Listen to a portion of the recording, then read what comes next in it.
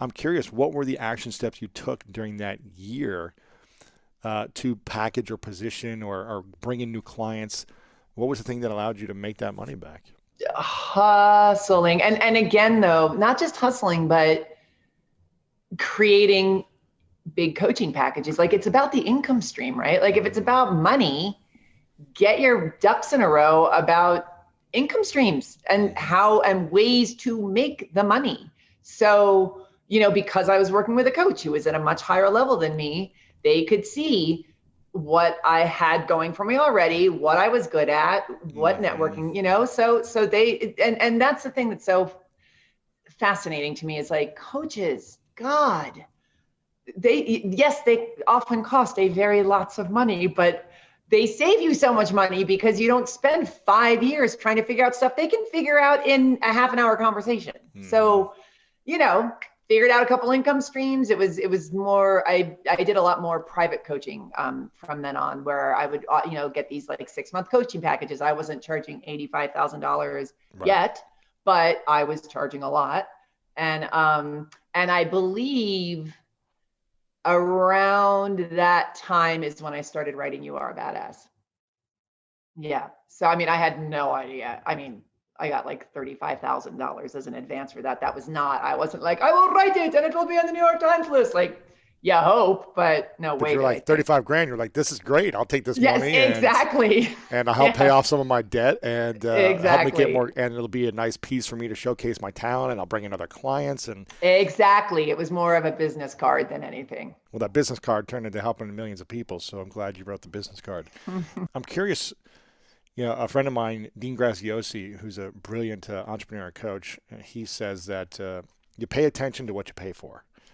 And when we don't invest in something that isn't scary or that isn't at least important enough because you're like, wow, I just put this much money into something, you put your attention and time into improving, into letting go of something, or in terms of making that money back, whatever that money was invested for, you really start to pay attention to more of your time and energy when you invest more.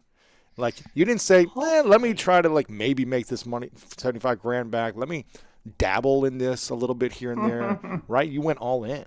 Well, I'll tell you, you'd think so, but it isn't guaranteed. There's that, do you know that whole 80-20 rule that they talk Of about? course. Like, yeah, so 20%, 80% of people drop off and 20% actually do what they set out to do. And I see it all the time. I had online courses that were, I don't know, $5,000 or $6,000, which is not nothing.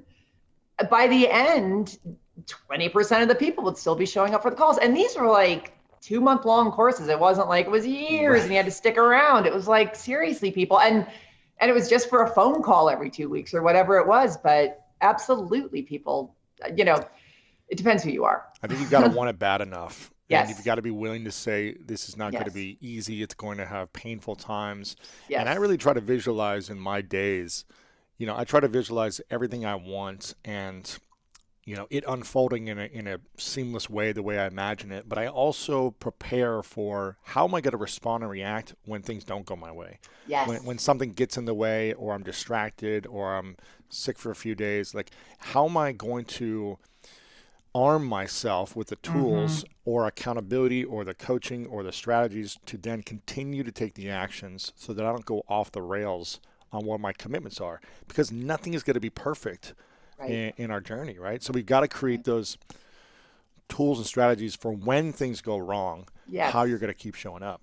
I love that. And the beautiful thing about being human is we are not very original when it comes to our excuses and our distractions and all the ways that we try to knock ourselves off. So you know what they are. You know Yeah, them by heart. So congratulations. exactly.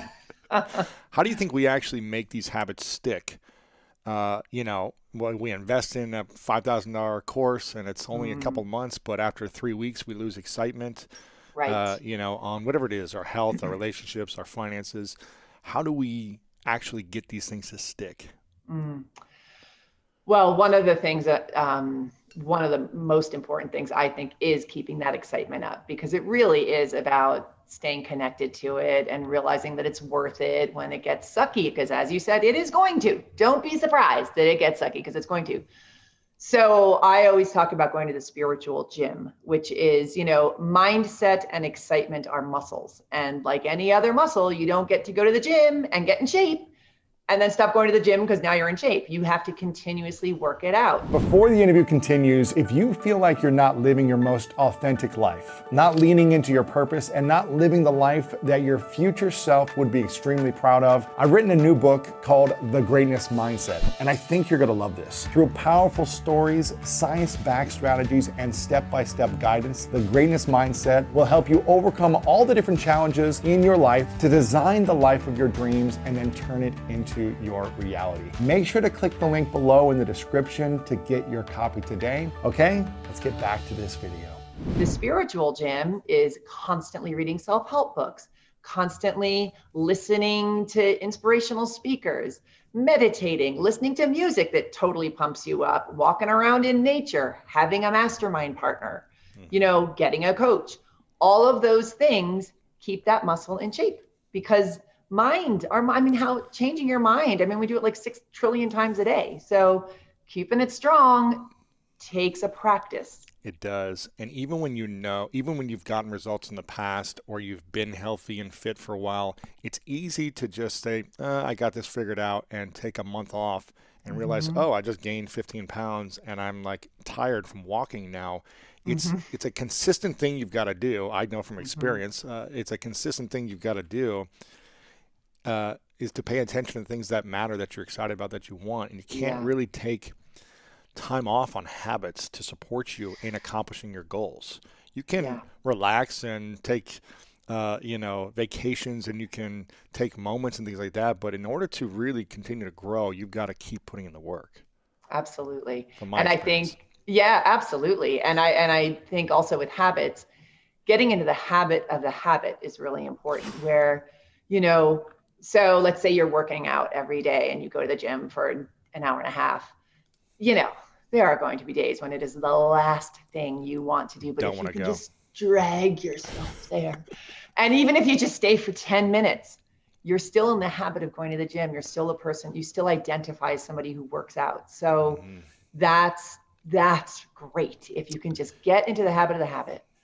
And the thing that, if you are a driven person, if you feel like you're busy and you've got a lot going on, for whatever reason, health seems to be the last thing on our minds to want to do at the end of the night. And so I like to layer the habit building or accountability, which is one, have an accountability friend or buddy that you have to go to do something with so that you're relying on them and they're relying on you. You're accountable to each other and you don't want to let someone down. Two, I think it's if you can invest in a coach, whether it be a trainer or something where they're showing up, you paid for them, you're not going to miss it. You're going to look really embarrassing if you don't show up and you've paid for it. So try to layer the amount of accountability for yourself so that there's just no excuse.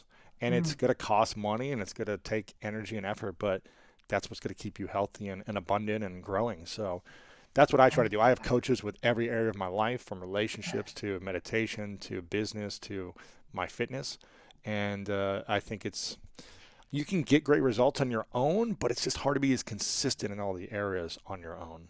I love that. That's so smart. And I love, you just made me think like just the layering of the accountability. It's almost like there's categories. There's like financial, humiliation, right? Like everything, just accountability, everything. Yeah. And I think, and again, I think about this a lot where I'm like, I do pretty well, like on my own. I can get good results. I can accomplish my goals. I can stay pretty fit. Like I have good relationships, but I just know that when I pay for a coach who is world-class, like I've got a boxing coach right now because I wanted to start this year of like learning boxing. And I've been running a lot during the pandemic, and all I do is run. There's no gyms open here in LA, so it's like I was like, I want to mix it up and be more athletic. And I was like, okay, I could go to a boxing gym class. There are outdoor classes with masks and everything. I could go to a class and pay $25, and there will be coaches there and a group of people. I can do that, and I'm going to get a good workout. Or I can go to a one-on-one private lesson and pay a lot from someone who's an Olympic medalist And it'll accelerate the process so much faster. Right. And it's going to commit me to wanting to be healthier in between so that I have more energy during that class. Right. It's like the different levels of layering the opportunity for you to succeed. As opposed to just say, okay, I put it in my calendar that I'm going to work out 3 days a week. Like you're going to miss one of those days probably because life happens and you're not feeling good. It's like you've got to stack the opportunities in your favor. I don't know. Yes. This is what I've learned as an athlete for my entire life. It's like you've got to have a coach there watching you. Otherwise, how are you going to hold yourself accountable? Olympic athletes have coaches. Why do we think we can do it without them? Yeah, you know what I mean? They can't get there on their own. Right. It's interesting. I believe in myself in a lot of areas, and I don't believe in myself in a lot of areas. So I think that we're all, we're complicated creatures. And if I get excited about something, I'm pretty unstoppable. And I've always been that way. I talked my way into college. I